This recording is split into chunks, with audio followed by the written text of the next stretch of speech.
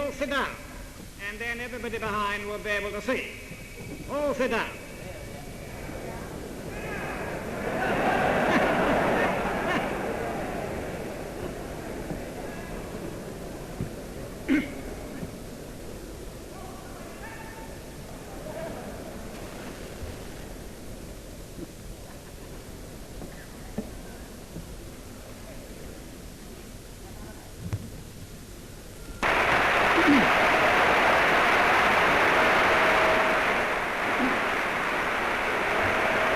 Great conflagration.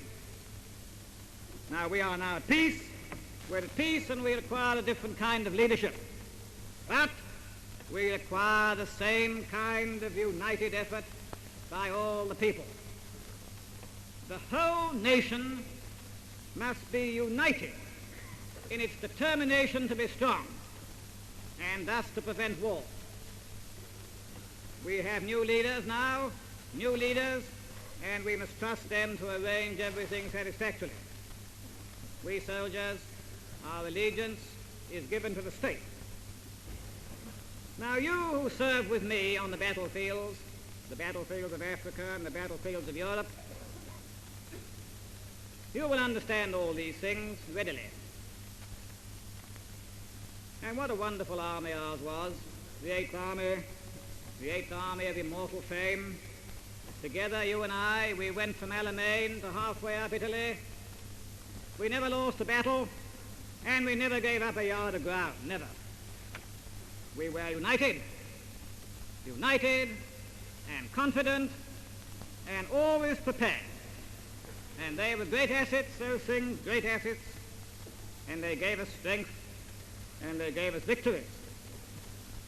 And in that army of ours, knit together, fighting side by side, were men from every walk of life, from every part of the empire. One and all ready to always hand anything to further cause.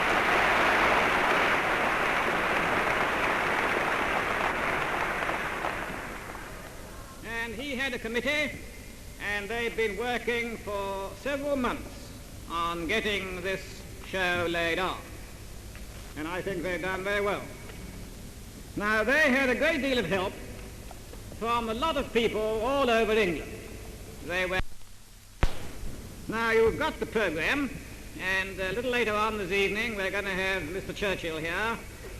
And when his speech is finished, that'll be towards 8:30, the order of the day will then be get together and talk with your friends.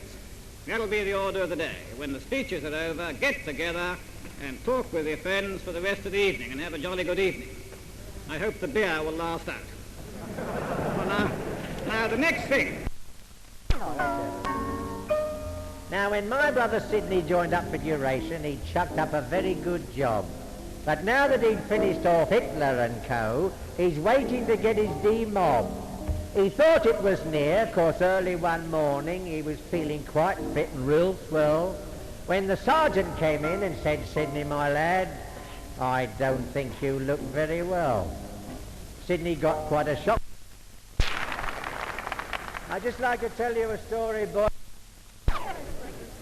And he was watching the Blues. He's a dealer in dilapidated doughnuts. He's a donut doer-upper, that's a fact. At first he joins up all the pieces and he wipes out all the creases and he shoves in bits of patty where they're cracked. And then he bangs in bits of fat and gristle and blows them out to twice their proper size. And when he's nicely faked them, wiped the patty off and baked them, he just calls them homemade steak and kidney pie. What a silly job. Now of all every weekday morning comes along thin breezy cool, shouting oysters and shouting clams. In his hands he has two cans wherever he is found. In one there's oysters, in the other one clams. He is on the corner every morning and at noon shouting oysters and shouting clams. Makes no difference where you go, that coon is always found smiling at you as he sings this song. Now listen to the chorus. Any oysters, clams. toddling along on his poor old feet, shouting aloud all down the street, and the oysters. It's the ragtime boys of the ragtime oyster man. Just a quick chorus, boys, just whoa, and then tear it. See what I mean? I'm not kidding, very quickly. 1, 2, 3, and the oysters. Toddling along on his poor old feet, shouting aloud all down the street, and the oysters.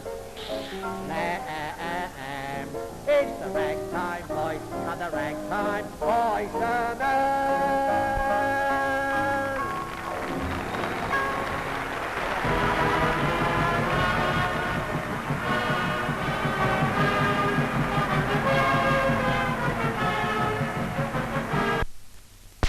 Love of freedom, and all freely rallying to the job. So it was not that because we were strong and we were prepared. Now I would like to pay a short tribute to those of our comrades who fell during the battle. They were good men and true, and they gave their lives so that we might win the victory. I think we can justly say that we took full advantage of the opportunities they had won for us. And I'm glad we did not fail them. I think we can say we did not fail them.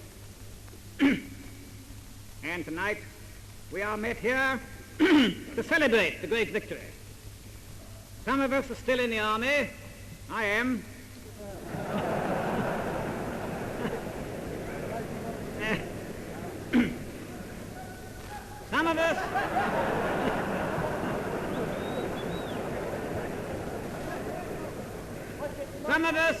Some of us are back in civil life.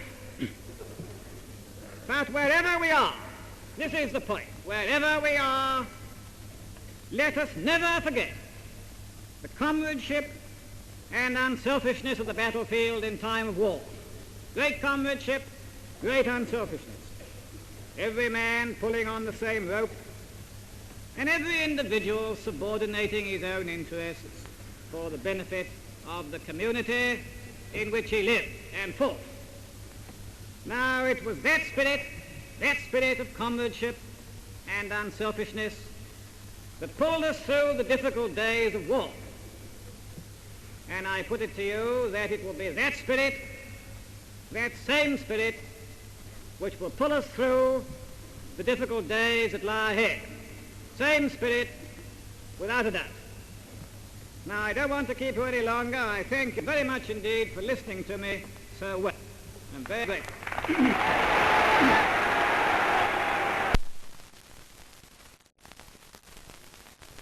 They were prepared to defend the island home to the last, and if need to die, in order that we might win through to victory. And our women folk said, we want to be in this business too.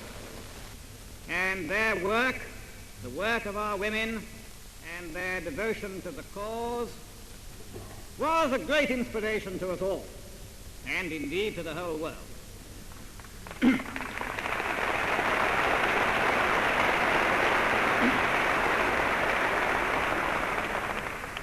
Now, in those dark days, very dark days, we all drew close together, and we realized how dependent we were on each other.